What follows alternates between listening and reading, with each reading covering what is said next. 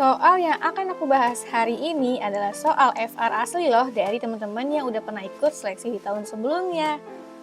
Nah, teman-teman harus banget pelajarin soal ini karena sering banget ngejebak peserta loh. Kita bedah aja yuk soalnya.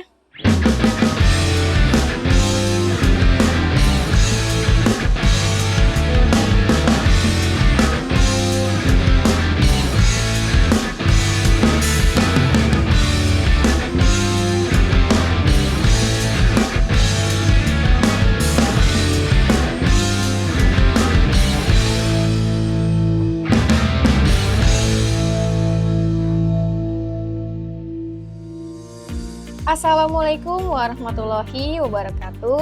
Halo teman-teman. Apa kabarnya kalian hari ini?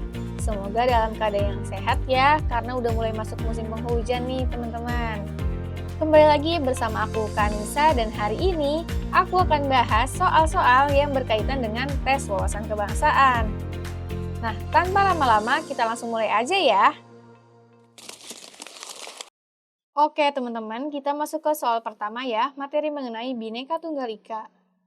Secara ideal, kerukunan hidup yang terjadi di antara pemeluk agama di Indonesia atas dasar kebersamaan harus selalu dibina dan dikembangkan agar A. dapat menyelesaikan tantangan globalisasi, B. tercapai kesejahteraan bagi seluruh rakyat Indonesia, C. perdamaian terjaga dengan baik, D. konflik bisa dicegah, E. persatuan dan kesatuan bangsa dapat dicapai.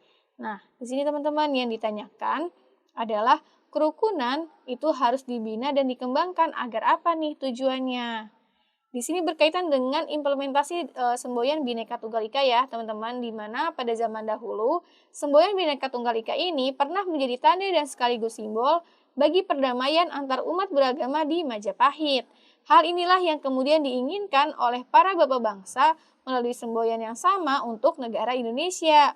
Jadi tujuan dari implementasi semboyan Bhinneka Tunggal Ika itu adalah tujuannya untuk mewujudkan persatuan dan kesatuan sesama bangsa Indonesia. Berarti yang mana nih teman-teman? Jawabannya yaitu yang E ya, persatuan dan kesatuan bangsa dapat dicapai. Kemudian kita masuk ke soal yang nomor 2, materi mengenai bahasa negara. Di sini ada teks teman-teman atau paragraf mengenai mafia nih. Belakangan ini, mafia hukum dan mafia pajak sering dibahas. Selain itu, mafia pengadilan, pertambangan, dan narkotika juga disorot. Keadaannya terasa absurd karena perbincangan tentang bahaya mafia hanya menimbulkan kegaduhan dan kehebohan ketimbang menggalang upaya keras untuk mengatasinya. Semua seperti tampak tidak berdaya. Tidak hanya masyarakat yang mengeluh, tetapi juga pejabat pemerintah. Apakah negara kalah menghadapi mafia?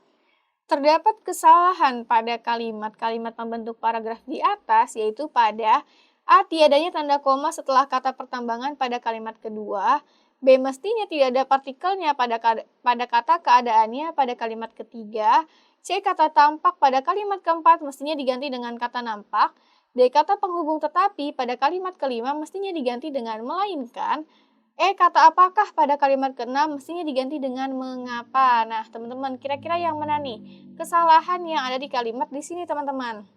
Kita lihat satu persatu opsi jawabannya. Tiadanya tanda koma setelah kata pertambangan pada kalimat kedua. Nih, kalimat kedua nih, teman-teman. Tiada tanda koma setelah kata pertambangan. Lah, sedangkan di sini ada nih, teman-teman. Berarti opsi yang A salah ya. Kemudian yang B, mestinya tidak ada partikelnya pada kata keadaannya di kalimat ketiga nih teman-teman.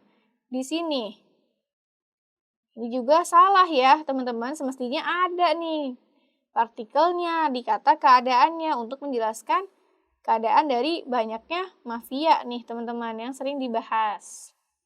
Kemudian kata tampak pada kalimat keempat mestinya diganti dengan kata nampak. Ini juga salah ya teman-teman, semestinya udah aja benar gitu kata tampak karena yang bakunya memang tampak nih sesuai dengan KBBI, bukan nampak. Kata penghubung tetapi pada kalimat kelima mestinya diganti dengan melainkan di sini nih. Kelima. Ini juga salah ya teman-teman, semestinya udah benar aja yaitu tetapi bukan melainkan. Berarti yang mana nih teman-teman yang salah, yaitu yang E ya, kata apakah pada kalimat ke-6 mestinya diganti dengan mengapa di sini teman-teman. Bukan apakah negara kalah menghadapi mafia, kalau itu kan jawabannya iya atau tidak. Tapi di sini menjelaskannya mengapa negara kalah menghadapi mafia. Nah, ini nanti penjelasannya itu adalah alasan-alasannya nih, kenapa negara kalah menghadapi mafia, teman-teman. Jadi untuk soal ini jawaban yang paling tepat adalah opsi yang E. Oke, kita masuk ke soal nomor 3, materi mengenai Pancasila. Tindakan bullying saat ini menjadi momok yang menakutkan bagi generasi muda, bahkan dapat dilakukan di mana saja karena arus perkembangan teknologi informasi dan komunikasi yang begitu cepat. Penyebab utama kasus cyberbullying pada era milenial saat ini ditinjau dari pendekatan pilar kebangsaan disebabkan oleh A. Lunturnya pemahaman terhadap nilai Pancasila, B. Kurangnya kesadaran terhadap hukum, C. Lemahnya pendidikan dasar, D. Minimnya pengawasan yang dilakukan oleh sekolah, E. Kurangnya bimbingan konseling pada peserta didik. Nah, teman-teman di sini nih. Penyebab utama kasus cyberbullying di era milenial dan juga kita lihatnya dari kacamata atau dari pendekatan pilar kebangsaan nih, teman-teman, atau pilar negara. Kita harus tahu dulu pilar negara atau pilar kebangsaan ada apa aja. Yang pertama ada Pancasila, UUD, NKRI, dan Bhinneka Tunggal Ika. Berarti yang mana nih kira-kira jawabannya teman-teman? Yaitu yang A ya, lunturnya pemahaman terhadap nilai Pancasila. Nah, ini yang bisa menjadi penyebab utama nih dari banyaknya kasus cyberbullying di era milenial saat ini, teman-teman. Sebentar dulu, teman-teman. Sebelum aku lanjut ke soal nomor 4, aku meminta tolong ke kalian untuk bantu channel ini agar terus berkembang dengan cara klik like video ini, kemudian subscribe, dan jangan lupa nyalain notifikasi ya. Karena kita bakal ketemu setiap hari loh, gak cuma sama aku, tapi ada mentor-mentor lainnya juga loh. Dan juga jangan lupa share video ini ke teman-teman lainnya ya. Kalau udah, yuk kita bahas soal nomor 4-nya. Oke, kita masuk ke soal nomor 4 nih teman-teman. Kembali lagi ke materi Bhinneka Tunggal Ika ya. Indonesia merupakan negara yang berdaulat. Dalam hal ini diupayakan untuk menjunjung tinggi nilai-nilai persatuan sebagai landasan dari Bhinneka Tunggal Ika. Di bawah ini yang bukan merupakan faktor pendukung integrasi bangsa adalah A. Adanya rasa senasib dan seperjuangan yang diakibatkan oleh faktor sejarah, B. Adanya semangat persatuan dan kesatuan dalam bangsa, bahasa, dan tanah air Indonesia, C. Adanya jiwa semangat gotong royong, solidaritas, dan toleransi keagamaan yang kuat, D. Adanya rasa cinta tanah air, E. Adanya ketidakpuasan terhadap ketimpangan dan ketidakmerataan hasil pembangunan nih teman-teman.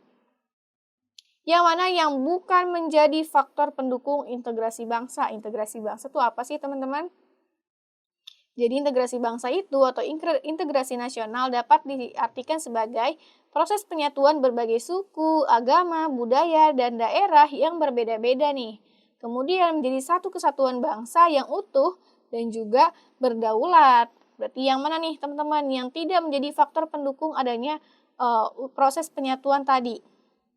Yaitu yang E ya teman-teman, ketidakpuasan terhadap ketimpangan dan ketidakmerataan hasil pembangunan. Nah, adanya rasa ketidakpuasan dan juga karena ketimpangan dan ketidakmerataan justru bukan menjadi faktor pendorong integrasi nih, melainkan disintegrasi atau perpecahan di dalam masyarakat, teman-teman.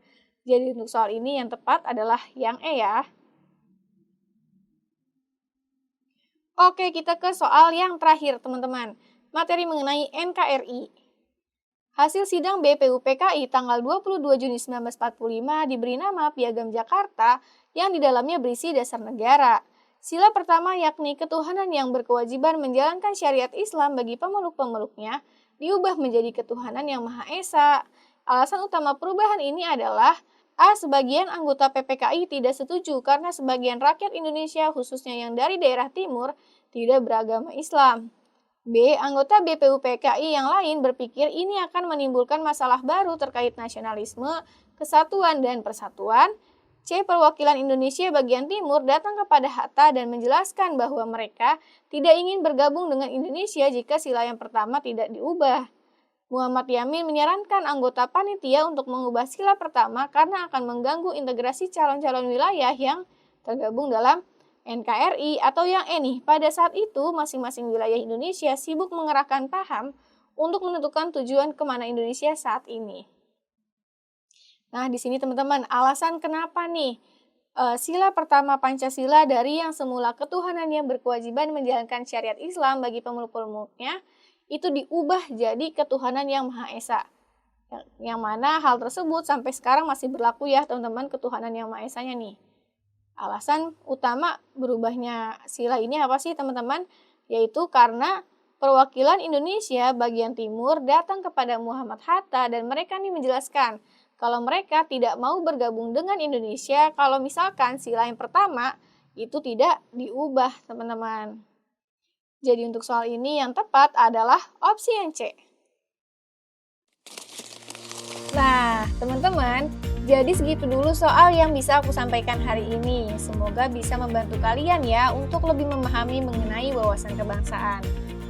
Dan untuk kalian jangan lupa persiapkan diri sebaik mungkin, meskipun pelaksanaan tesnya masih lama, tapi mending kita curi start belajar nih dari sekarang. Jadinya nanti kita bisa lebih paham dan juga bisa lebih siap diri kita untuk jawab soalnya. Terima kasih sudah menonton video ini, kita ketemu lagi di video soal selanjutnya. Dadah!